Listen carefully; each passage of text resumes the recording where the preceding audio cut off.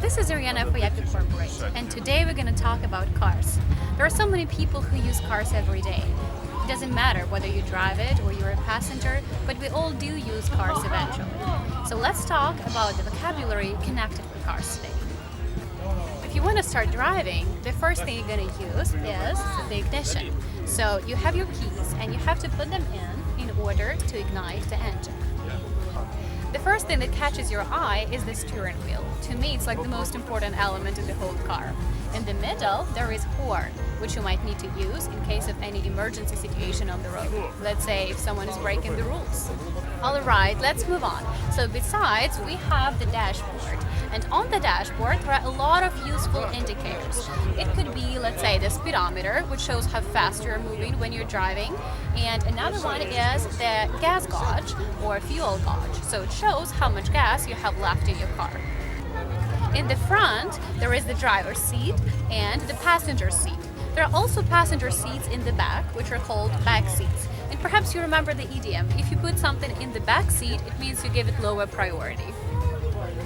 Do you know how this part is called in front of me? This is a windshield or windscreen, so don't call it a window again. Now imagine you're driving and it's raining. So what are you gonna need? You need wipers. Wipers are used on the windshield to make it possible for you to see anything on the road. Nowadays, most cars are automatic, but some people prefer them manual, like this one, for example. That means that it has a gear shift and you actually have to switch gears all the time that you drive. By the way, in the middle, between those two seats, the driver's seat and the passenger seat in the front, there is also a handbrake. So if you park, let's say on some slope, you really need to use the handbrake so that your car doesn't roll down. As I look down, I can see 3 paddles here. It's a manual, remember? So do you know what they are called? Well, let's go from left to right. They are called brake, clutch, and gas pedal. Don't confuse them. Now, modern cars have air conditioning, but look, here we don't even have a roof. Who needs that? Oh, and don't forget to look in the mirrors when you drive.